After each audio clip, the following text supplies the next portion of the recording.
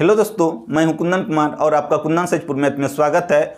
आज मैं 12वां टाइप का प्रश्न पढ़ाऊंगा। ये टाइप 12 होगा। इससे पहले मैंने 11 क्लास पढ़ा चुके हैं। जो नहीं देखे हैं, प्लेलिस्ट बना हुआ है, आप वीडियो को देख सकते हैं। आज ये अलग टाइप का प्रश्न है। इस प्रश्न को समझिए। किसी वस्तु को 12% हानि पर बेचा जाना था, ठीक है, लेकिन उसका मूल्य 1190 रुपया बढ़ाया गया, जिससे उसको 5% का लाभ प्राप्त हुआ है, ठीक है। तो उस वस्तु का क्रय मूल्य बताएं। उस वस्तु का क्रय मूल्य क्या होगा वो बताना है। तो इस टाइप के प्रश्न में आपको 3 चीज़ें जो आपको याद रखना होगा। देखिए, सबसे फर्स्ट है कि प्रॉफिट आए अगर प्रॉफिट और प्रॉफिट तो माइनस होगा, ठीक है। प्रॉफिट आए तो इसमें माइनस होगा। सेकेंड नंबर है, अगर लॉस आए तो उसमें भी माइनस होगा। अगर प्रॉफिट और लॉस दोनों आए तब प्लस होगा। प्रॉफिट और लॉस दोनों आए तो प्लस होगा। ये कैसे होता है, इसका लॉजिक भी आपको बताएंगे। तो इस प्रश्न को सबसे पहले बनाते हैं, तब ये कैसे होता है इसको याद रखना कोई ज़रूरी नहीं है, आपको अपने आप समझ में आ जाएगा। तो प्रश्न में दिया हुआ है 12% हानि पर बेचा था। एक है हानि और दूसरा है लाभ। तो जहां पे प्रॉफिट है और लॉस है दोनों, तो क्या बोले, प्रॉफिट और लॉस दोनों को जोड़ना है। तो 12% और 5% जोड़ेंगे तो कितना हो जाएगा, 17%। यही 17% के बराबर जो हुआ ये 1190 कैसे हुआ आपको वो भी बताएंगे। आप लोग बने हुए रहिए। जब 17% बराबर इतना, तो हमको वस्तु का क्रय मूल्य ज्ञात करना है। तो वस्तु का क्रय मूल्य जब भी होगा वो 100% होगा। तो 100% का मान निकाल लेंगे हम। 100% बराबर 1190 बटे 17 गुना 100। तो इसमें हो जाएगा क्या, 70 7 79 70 बार में होगा, ठीक है, बराबर 7000 रुपया, ठीक है। उस वस्तु का क्रय मूल्य क्या हो जाएगा, 7000 रुपया। अब इस प्रश्न को समझिए कि कैसे हुआ ये चीज। अब देखिए, कोई वस्तु जब भी होगा उसका मूल्य क्या होगा, क्रय मूल्य 100% होगा, ठीक है। ये मेरा उत्तर निकल गया, ठीक है। अब ये कैसे होता है प्लस, वो आपको हम समझा रहे हैं। ये चीज समझ लीजिए, आपको ये चीज याद नहीं रखना पड़ेगा, अपने आप कर लीजिएगा। जब 12% हानि पर बेचा गया था, तो 12% हानि पर कितना, 88% में बेचा होगा। 100 घटाओ 12। अब उसको बोल रहा है कि इतना रुपया बढ़ाया गया तो 5% का लाभ प्राप्त हुआ। तो 5% लाभ प्राप्त हुआ का मतलब कितना, 100 प्लस 5, 105% में बेचा होगा। इसी दोनों का अंतर जो है ना, यही दोनों का अंतर एक 100 के ऊपर है, एक 100 के नीचे है। 100 के नीचे हानि बला है, 100 के ऊपर लाभ बला है। इसी दोनों का अंतर जो निकालते हैं यही होता है 17%। यही होता है 17%। इसीलिए हम इसको डायरेक्ट कर लेते हैं। एक है 100 से नीचे, एक है 100 से ऊपर, इसलिए हम डायरेक्ट प्लस कर लेते हैं। 12 5 17 और ऐसे भी 17 हुआ। तो आप लोग समझ गए होंगे। अब चलते हैं दूसरे प्रश्न पर, उसको बढ़िया से समझिए आप लोग। हाँ, और जो भी इस चैनल पर न्यू है, चैनल को सब्सक्राइब करके बेल आइकन को दबा दें, ताकि परीक्षा से रिलेटेड जितने भी क्वेश्चन एग्जाम में पूछे जाते हैं जिस टाइप के, उस टाइप के प्रश्न आपको हमेशा मिलते रहें। और कमेंट लाइक शेयर जरूर करें। और ये प्रश्न उसी टाइप में है। इस प्रश्न को समझिए। एक वस्तु को 8% लाभ पर बेचा गया। अगर उसे 1000 रुपये अधिक में बेचा होता तो 12% लाभ प्राप्त होता। वस्तु का क्रय मूल्य ज्ञात करें। इस प्रश्न में बोला क्या गया है, प्रश्न को ध्यान से समझिए। प्रश्न में बोला गया है एक वस्तु को 8% लाभ पर बेचा गया, ठीक है। 8% लाभ पर एक वस्तु को बेचा गया। अगर उसे 1000 रुपये अधिक में बेचा होता तो 12% का लाभ होता। तो कहने का मतलब इसमें यहां ये है कि ये दोनों का, देखिए, दोनों जगह लाभ आया है, दोनों जगह लाभ आया है, तो क्या होगा, अंतर होगा।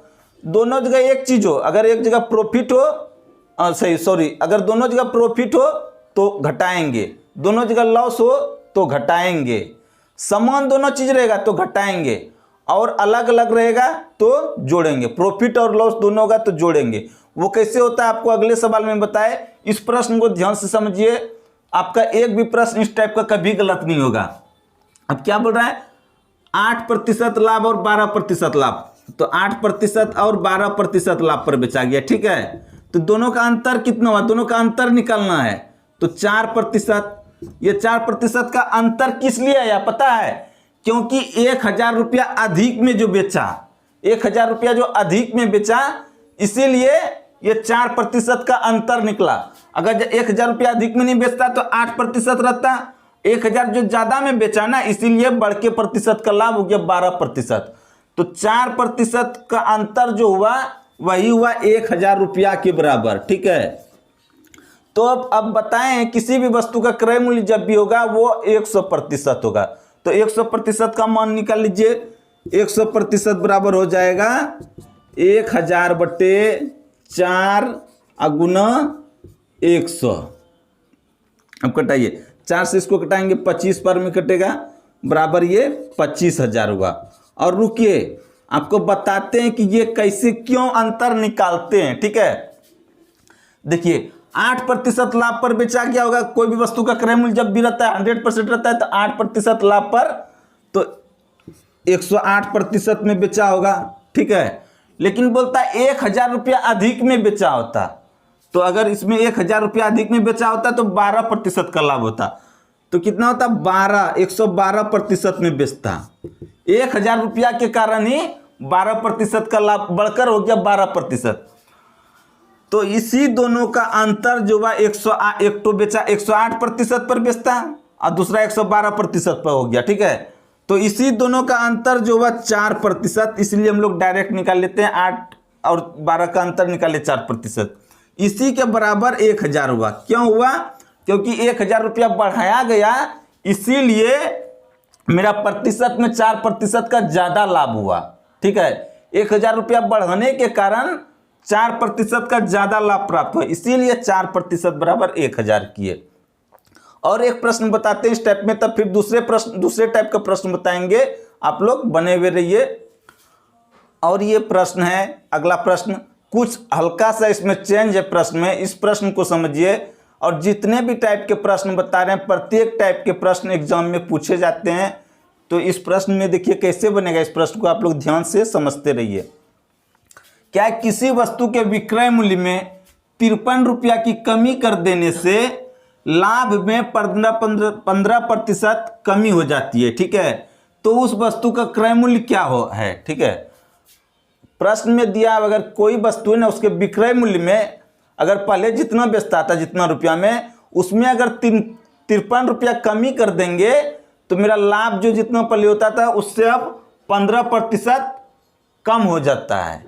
कहने का मतलब यही हुआ, जो चीज 53 रुपया में कमी कर दिया जिस वस्तु के विक्रय मूल्य में, तो लाभ के प्रतिशत में कितना प्रतिशत का अंतर हो गया, 15% का कमी हो गया। तो इसके बराबर ये हुआ 15% के बराबर हो जाएगा 53 रुपया, 15% कमी के बराबर हो जाएगा ये 53 रुपया कमी, ठीक है। क्योंकि ये भी कमी है और ये भी कमी है। इतना रुपया कमी होने के बावजूद ही विक्रय मूल्य के लाभ में जो है 15% का फर्क आया, ठीक है। तो वही हुआ 15% के बराबर 53 रुपया। अब 15% के बराबर 53 रुपया हो गया, तो वस्तु का हमको क्रय मूल्य ज्ञात करने बोल रहा है, तो क्रय मूल्य में क्या हो जाएगा 100%, तो 100% का मान निकालेंगे, तो 100% का मान निकालेंगे, 53/15 हो जाएगा 1% का मान, और 100% का मतलब हो जाएगा गुना 100 से। अब कटाइए, 5 तिया 15, 5 से कटेगा ये 20 बार में। अब देखिए कितना हुआ, 53 गुना 20 कीजिए, 53 दूना 106, इतना बटा 3 हुआ।